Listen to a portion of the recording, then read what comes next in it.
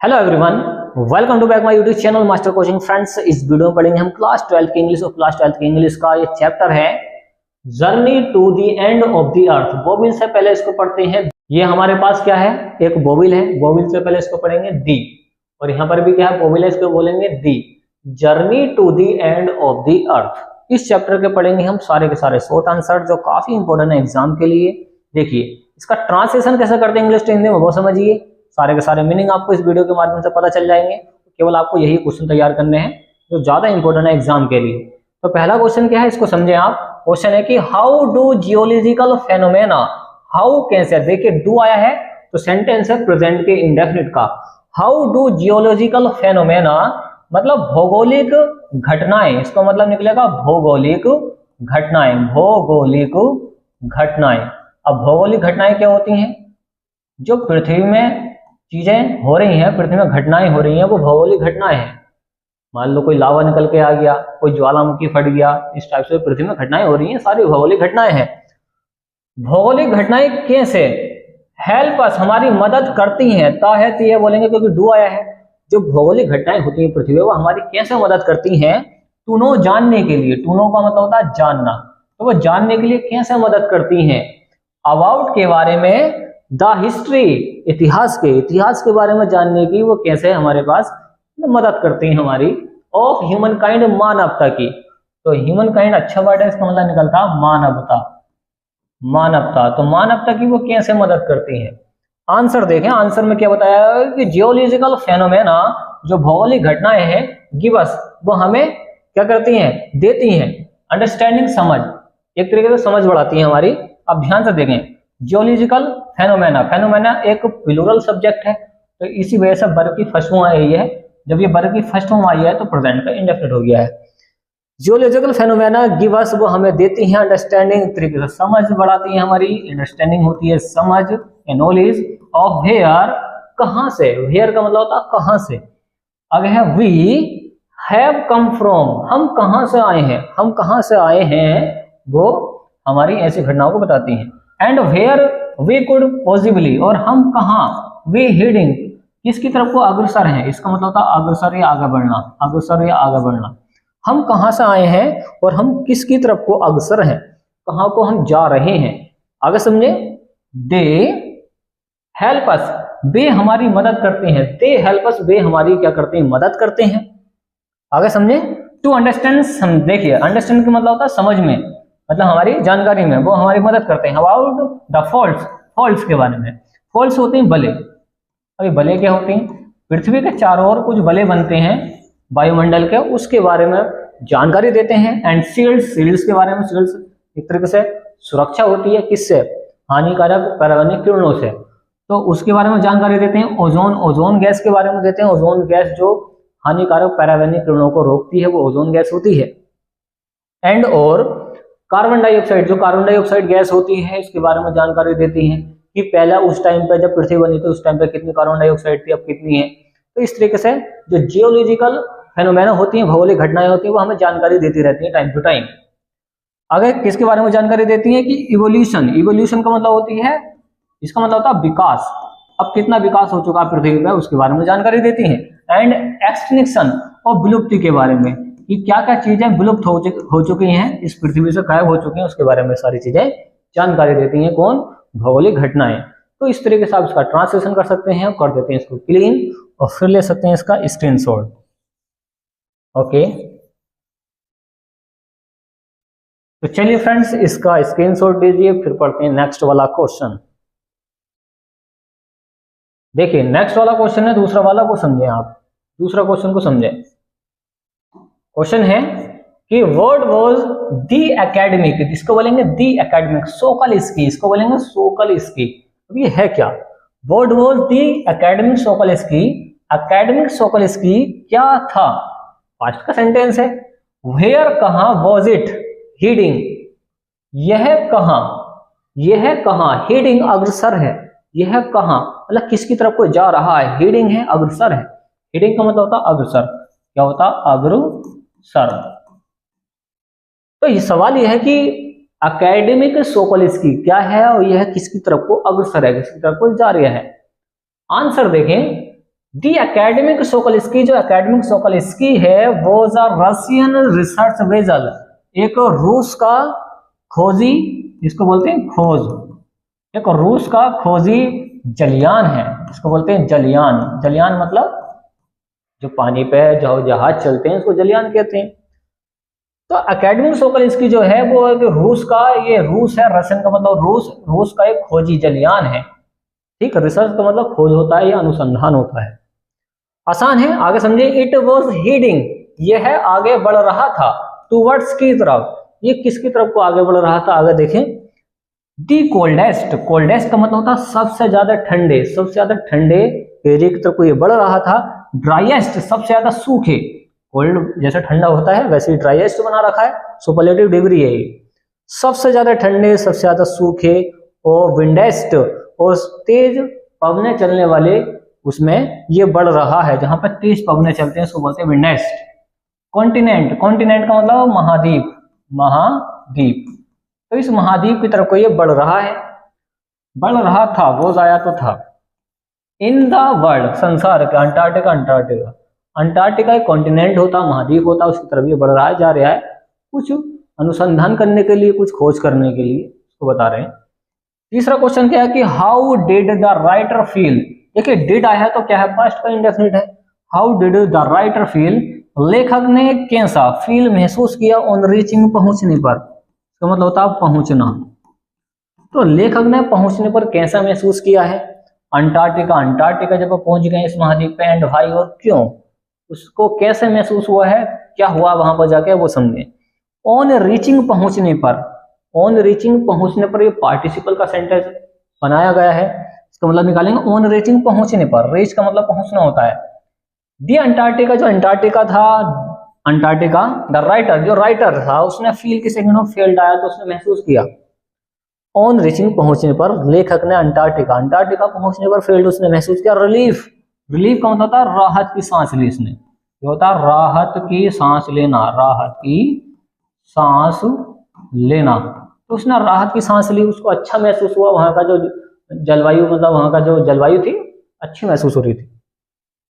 To सी, देखकर, it's expensive wide landscape, और उसने क्या देखा, एक बड़ा सा लैंडस्केप देखा। लैंड का मतलब होता है वहां पे जमीन देखी एक तरीके से, इसकी बर्फ की बनी हुई, अब ऐसे एरिया में क्या होगा, जरा बर्फ ही बर्फ होगा तो उसको जमीन जैसी दिखाई देगी। एंड कंटिन्यूसली उसने लगातार ब्लू हॉरिजॉन देखा, मतलब नीली क्षैतिज रेखा देखी वहां पे आसमान के अंदर, लाल नीली सी पट्टी जो बन जाती है रेनबो की तरह। सी ऑल्सो फेल, उसने महसूस किया ग्रेट वंडर की, बहुत ज्यादा, मतलब उसने महसूस किया कि यहाँ पर तो आश्चर्य हो गया, उसको वंडर हो गया है। एंड इट्स इमेंसिटी, और वहां पर बहुत ज्यादा इमेंसिटी थी। इमेंसिटी का मतलब होता है चीजों का भरना, क्या क्या था। इट्स आइसोलेशन, कि वो अलग है, जो अंटार्कटिका बिल्कुल अलग है। आइसोलेशन का मतलब अच्छा वर्ड है, हम निकालेंगे अलग होना, अलग होना, तो ये जो है बिल्कुल अलग है Antarctica. And mainly at how could ever have been time, कि हम यहाँ पर कितना टाइम बिताएंगे। आगे है वैन इंडिया, जो इंडिया है, and Antarctica, Antarctica were a part, ये कभी हिस्सा थे ऑफ द सेम लैंडमास, एक सेम लैंडमास के। तो यहाँ पर बोला गया ये है कि कभी पहले जब प्लेटें नहीं बटी थी इस पृथ्वी की, अंटार्कटिका अलग है, उस टाइम पे जो अंटार्कटिका था, जो इंडिया था, इसकी जो जमीन थी मिक्स, मतलब मिला हुई थी। बाद में प्लेटें कटी, कुछ सालों के बाद में पृथ्वी कटने के बाद में पृथ्वी जब बनी थी उसके बाद में प्लेटें अलग अलग हुई, तो देश ये अलग अलग हो गए थे और महाद्वीप भी अलग अलग हुए थे। तो यहाँ पर ये बोला गया है कि पहले एक ही लैंडमास का हिस्सा था, जो इंडिया था, जो अंटार्कटिका था, पहले एक ही लैंडमास का हिस्सा था, एक ही जगह थी ये। अब ये टुकड़ों में टूट टूट के अलग अलग बिखर गए हैं, बहुत सारे महाद्वीप बन गए हैं, बहुत सारे देश बन गए हैं, तो समझाना चाह रहे हैं। वो ले सकते हैं इसका भी स्क्रीनशॉट। चलिए स्क्रीनशॉट लीजिए इसका भी, पढ़ते हैं फिर नेक्स्ट वाला क्वेश्चन। देखिए क्वेश्चन नंबर 4 क्या है, इसको देखें। डिस्क्राइब का मतलब होता है वर्णन कीजिए, डिस्क्राइब ध्यान रखना, वर्णन कीजिए। द राइटर्स फीलिंग, राइटर्स की भावनाओं का, आफ्टर ही हैड स्पेंट, उसके बिताने के बाद, स्पेंट होता बिताना, क्या होता बिताना। Two weeks in Antarctica. देखिए डिस्क्राइब का मतलब वर्णन कीजिए द राइटर्स फीलिंग, राइटर्स की, लेखक की भावनाओं का वर्णन कीजिए। आफ्टर ही हैड स्पेंड, जब उसने बिता दिए 2 वीक्स 2 हफ्ते इन अंटार्कटिका, अंटार्कटिका में। आंसर है following were the writers feeling. Following का मतलब था निम्नलिखित है, निम्नलिखित थी, वर आया थी। राइटर्स फीलिंग लेखक की भावनाएं, लेखक की भावनाएं निम्नलिखित थी। कौन कौन सी थी हम नीचे बताएंगे। आफ्टर सी हैड स्पेंड, जब उसने बिता दिया। देखिए सी आया कि लेडीज के लिए, ओके, लेडीज के लिए। इसके राइटर है वो, जो इसके राइटर हैं वो लेडीज हैं। सी हैड स्पेंड, उसने बिता दिया 2 वीक्स 2 हफ्ते इन दी अंटार्कटिका, अंटार्कटिका में। आंसर देखें, पहली भावना क्या है। सी वंडर्ड, उसको आश्चर्य हुआ। वंडर्ड का मतलब होता है आश्चर्य, क्या होता है आश्चर्य हुआ है। अबाउट द ब्यूटी, खूबसूरती को देखकर, और बैलेंस, संतुलन में, इन प्ले ऑन दी, देखिए इन प्ले ऑन अर्थ, हमारी पृथ्वी पे जो खूबसूरती है वो संतुलन की अवस्था में है। इस चीज को देखकर वो आश्चर्यजनक हो गई है, वंडर्ड हो गई है। दूसरी भावना क्या थी। How would it be Antarctica were to become the warm place that it once used to be. How would be it, देखिए how would be it if Antarctica, Antarctica कैसा हो जाएगा। वर टू बिकम, क्या ऐसा हो जाएगा, कैसा, द वार्म, एक गर्म स्थान की तरह। वार्म प्लेस का मतलब गर्म स्थान, that it once used to be, कभी वो ऐसा था। तो जब पृथ्वी बनी थी, जो अंटार्कटिका था उस टाइम पे गर्म था, क्या ये ऐसा हो जाएगा। इसको बता रहे हैं कि ऐसी फीलिंग आ रही है कि कभी ये गर्म हो जाए। और इस टाइम पर तो अंटार्कटिका क्या है, बर्फ ही बर्फ है वहां पे। तीसरी क्या है कि will we be around to see. देखिए विल शुरू में आए तो बोलेंगे क्या, क्या हम देख पाएंगे। विल वी अराउंड टू सी, सी का मतलब होता है देखना, और देख पाएंगे के लिए आएगा तुम्हारे पास विल आया तो क्या है, फ्यूचर का सेंटेंस है। क्या हम देख पाएंगे, इट इज है। और वुड वी हैव गॉन, क्या हम वहां जा पाएंगे। द वे ऑफ, देखिए द वे ऑफ, उस रास्ते पर, हम उस रास्ते पर क्या हम जा पाएंगे। और डायनासोर, जो डायनासोर्स हैं, एंड अदर एनिमल, और दूसरे जो जानवर हैं, ऑफ दैट टाइम, उस समय के। तो यहाँ पर ये बोला गया है कि क्या हम ये चीजें देख पाएंगे, या हम उस समय पर जा पाएंगे जब पहले डायनासोर थे, क्या उस टाइम पर हम पहुंच पाएंगे। कभी वाला टाइम दोबारा सा आ जाए, उसको ये फीलिंग आ रही है एक तरीके से कि अंटार्कटिका पर जाने के बाद उसको कैसी कैसी भावनाएं आई हैं, ऐसी ऐसी आई हैं कि कभी ये वाला टाइम भी आ जाएगा कि डायनासोर थे, उस टाइम पे हम पहुंच जाएंगे। इस टाइप से भावनाएं आ रही हैं कुल मिला के। चलिए लीजिए इसका भी स्क्रीनशॉट, पढ़ते हैं नेक्स्ट वाला क्वेश्चन। 5वां क्वेश्चन समझे। Why has the students on ICE program been so successful? Why has the students का मतलब क्या होता है, छात्र, छात्र क्यों, छात्रों ने क्यों ऑन आइस प्रोग्राम, उन्होंने आइस प्रोग्राम पे गए। एक प्रोग्राम था इनका कॉलेज का, ये आइस प्रोग्राम पर गए। विन सो सक्सेसफुल, और क्या उनका जो प्रोग्राम था वो सफल हो गया था जब ये गए थे वहां पे। आंसर में देखें, the reason, the programme, the reason जो कारण था, द प्रोग्राम का, द स्टूडेंट्स, जो स्टूडेंट्स है on ice has been unsuccessful, वो सफल हो गया था। देखिए रीजन ये था कि द प्रोग्राम था किसका, ये जो प्रोग्राम है किसका, आइस प्रोग्राम, स्टूडेंट्स का, ये सफल हो गया था। इज बिकॉज, क्योंकि इट इज इम्पॉसिबल, यह असंभव था, असंभव था। टू गो एनीवेयर, जाना, एनीवेयर कहीं भी जाना, कहां पर, नियर द साउथ पोल, दक्षिणी ध्रुव पर जाना असंभव था, मगर ये चले गए, तो ये सक्सेसफुल हो चुके हैं। एंड नॉट बी अफेक्टेड, कोई प्रभाव नहीं पड़ा है बाई इट इस पर। बट द स्टूडेंट्स से कुड विजिबली, उन्होंने सब कुछ देखा, सी देखा क्या, ग्लेशियर्स, ग्लेशियर का मतलब था पहाड़ों का पिघलना, जो बर्फ के बड़े बड़े पहाड़ थे वो पिघल तो आ रहे थे नीचे को, वो सारी चीजें देख रहे हैं। रेटरेटिंग करते हुए मतलब फिसलते हुए। एंड आइस सेल्स कोलैप्सिंग, और आइस की जो सेल्स थी, मतलब मोटे मोटे टीले जो थे पहाड़ों के, किसके, बर्फ के पहाड़ों के, वो कोलैप्सिंग हो रहे थे, ढह रहे थे। कोलैप्सिंग मतलब था डहना, तो वो ढह रहे थे। और रेटरेटिंग का मतलब था फिसलना, ग्लेशियर्स होते हैं बर्फ के पहाड़, तो ये सारी चीजें वो देख रहे हैं, उनको ढहते हुए, खिसकते हुए, सारी चीजें देख रहे हैं जब ये प्रोग्राम पे गए थे अपने। इन दिस प्रोग्राम, इस प्रोग्राम में, तो ये प्रोग्राम इनका क्या हो जाता है, सक्सेसफुल हो जाता है, इनको इंटरेस्ट आने लगता है वहां पे, ये सारी जानकारी वहां से लेकर आते हैं। तो ले सकते हैं इसका भी स्क्रीनशॉट। नेक्स्ट वाला क्वेश्चन देखें। नेक्स्ट वाला क्वेश्चन है कि how long have the human, how long का मतलब था कितने समय से, कितने लंबे समय से, कितने लंबे समय से कितने लंबे समय से, द ह्यूमन जो मानव इंसान है, ह्यूमन मतलब जो हम हैं, ह्यूमन इंसान है, ह्यूमन की जो सिविलाइजेशन है, ये जेड बना हुआ है यहाँ पे, ओके, जो ह्यूमन की सिविलाइजेशन है, सभ्यता है, इसको बोलते हैं सभ्यता, जो मानव की सभ्यता है, बीन अराउंड, वो कब से है, लगभग कब से है, how long have the human, जो ह्यूमन की सभ्यता है वो कब से है, यहाँ पर लगभग की, what is the human impact, और इस पर जो मानव इंसान का जो इम्पैक्ट पड़ा है वो असर कितना पड़ा है, इम्पैक्ट का मतलब होता है असर पड़ना, होता असर पड़ना, ऑन अर्थ पृथ्वी पर, एंड इट्स रिसोर्सेस, रिसोर्सेस होते हैं स्रोत। अब ये स्रोत क्या होता है, देखिए पृथ्वी में जो हवा पानी है, जलवायु है, डीजल पेट्रोल है, ये सारे स्रोत हैं। अब ये है कि मानव सभ्यता यहाँ पर कितने समय से है और उस सभ्यता का इस पृथ्वी पर क्या असर पड़ा है, तो जाहिर सी बात है हम जो है ह्यूमन सारे के सारे जो रिसोर्सेस होते हैं कुदरती, उनको कम कर रहे हैं, जो डीजल पेट्रोल पहले से मौजूद है पृथ्वी में, हम निकाल कर उसको कम कर रहे हैं, पानी को कम कर रहे हैं, पानी को दूषित कर रहे हैं, वायु को दूषित कर रहे हैं, तो जो रिसोर्सेज है वो एक तरह से कम हो रहे हैं। क्या असर पड़ रहा है, ये कम पड़ रहा है, इसका असर आंसर में पता चल जाएगा कि ह्यूमन सिविलाइजेशन जो मानव सभ्यता है has been around for only 12,000 years, जो मानव सभ्यता इस पृथ्वी पर लगभग 12,000 साल पहले आ चुकी है। यहाँ पे आगे समझे, आगे क्या है, मैन हैज मैनेज्ड, व्यक्तियों ने मैनेज्ड कर लिया है, टू हैव डोमिनेंस, डोमिनेंस का मतलब होता काबू पाने का, क्या होता है काबू पाना, तो व्यक्तियों ने यहाँ पे डोमिनेंस किया है, काबू पाया है हर चीज पे, ओवर नेचर, प्रकृति पर, प्रकृति होती है नेचर, तो प्रकृति पर हमने काबू पाया है, क्या करके अब बताएंगे, विद विलेजेस,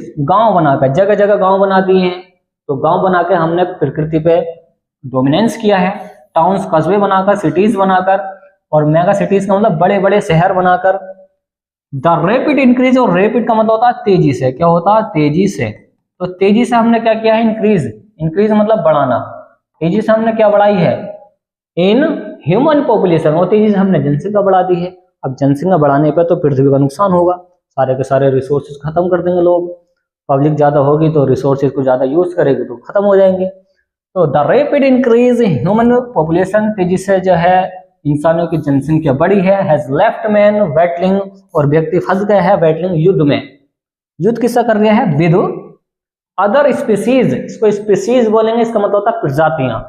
अब प्रजाति कौन कौन सी, जैसे कि जितने जानवर हैं, जितने पक्षी हैं, सारी प्रजाति होती हैं, तो अन्य प्रजातियों से हमें क्या करना पड़ रहा है, बैटलिंग, युद्ध करना पड़ रहा है, और लिमिटेड रिसोर्सेज, लिमिटेड का मतलब होता है सीमित, क्या होता है सीमित, कम से कम, तो लिमिटेड रिसोर्सेज के लिए हमें और अन्य जातियों से बैटलिंग करनी पड़ रही है, युद्ध करना पड़ रहा है, उनसे संघर्ष करना पड़ रहा है। ही हैज यूज्ड, उसने इस्तेमाल किया है, ऑल फॉसिल्स, सारे के सारे जीवाश्म ईंधन का, जीवाश्म ईंधन, अब जीवाश्म ईंधन क्या होते हैं, जो पृथ्वी के अंदर से ईंधन के रूप में चीजें निकल रही हैं, तो कोयला है जीवाश्म ईंधन है, डीजल पेट्रोल जो बनकर तैयार हो रहा है, जो कच्चा तेल निकालते हैं, सारे के सारे फॉसिल फ्यूल्स हैं, जो ईंधन है ये कहलाते हैं। क्रिएटिंग अ ब्लैंकेट, अब ये सारे के सारे जो ईंधन है उन्होंने क्रिएटेड बना दिया है, ब्लैंकेट एक चादर, ब्लैंकेट का मतलब होता है, इसका ब्लैंकेट का मतलब होता है चादर, इसने चादर बना दी कार्बन डाइऑक्साइड गैस की, CO2 जो गैस होती है इसने चादर टाइप की बना दी है, अराउंड द वर्ल्ड, पूरी दुनिया के चारों ओर, पूरी दुनिया के चारों इसने क्या है कार्बन डाइऑक्साइड की एक चादर सी बना दी है। अब जिससे होता क्या है, पृथ्वी को नुकसान ही है, और कर देते हैं इसको भी क्लीन, ले सकते हैं इसका भी स्क्रीनशॉट फ्रेंड्स।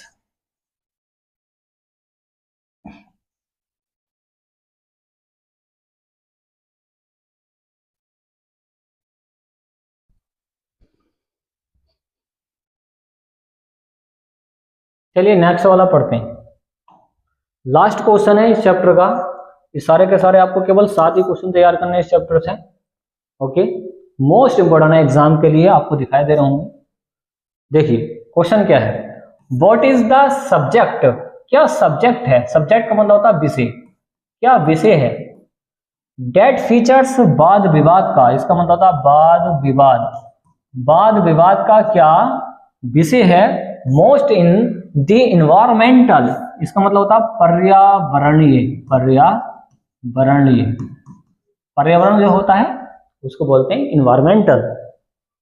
डिबेट्स, बहस का, इसका मतलब होता है बहस, क्या होती है बहस। Why is Antarctica at all centre at the centre of such debates. भाई क्यों है, इज अंटार्कटिका, अंटार्कटिका क्यों है एट द सेंटर, एक केंद्र है, ऑफ सच डिबेट्स, ऐसी बहस का। तो सवाल ये है कि क्या विषय है वाद विवाद का, कि यहाँ पर किसके बारे में बात चलती है, कि मोस्ट इन द एनवायरमेंटल, मतलब पर्यावरण के बारे में बहस चलती है कि क्या हो रहा पर्यावरण में। भाई इज अंटार्कटिका, जो अंटार्कटिका है वो क्या है, एट द सेंटर, वो केंद्र में है, मतलब वहां के बारे में ज्यादा बात चलती है। सच डिबेट्स, ऐसी बहस का, ऐसी डिबेट्स होती है इसके बारे में। देखिए डिबेट्स का मतलब होता है किसी मुद्दे पर बात चलना, उस पर जो बहस करते हैं उसको बताना है।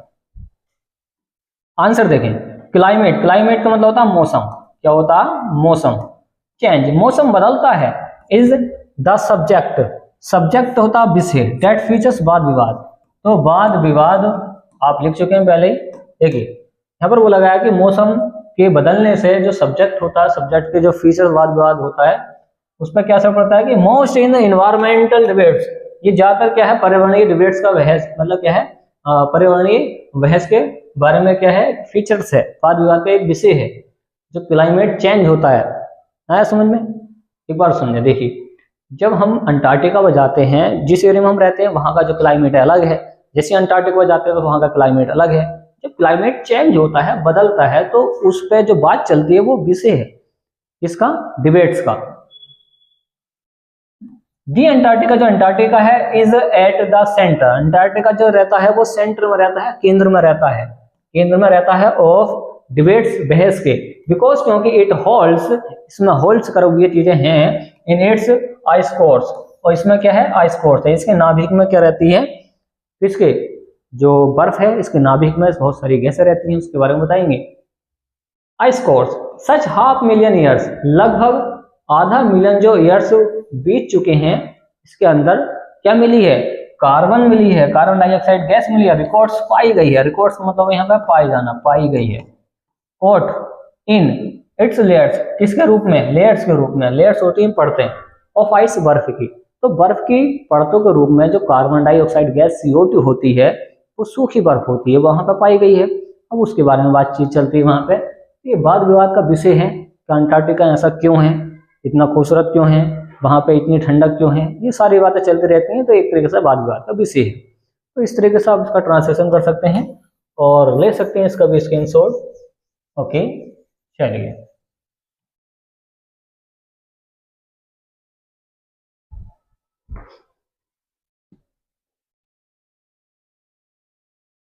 तो उम्मीद है फ्रेंड्स आपको ये वीडियो पसंद आएगी, तो वीडियो को लाइक एंड शेयर कीजिए, चैनल को सब्सक्राइब कीजिए। थैंक्स फॉर वॉचिंग गाइस, मिलते हैं कैसी नेक्स्ट वीडियो में जो काफी इंपॉर्टेंट होगी एग्जाम के लिए। ओके।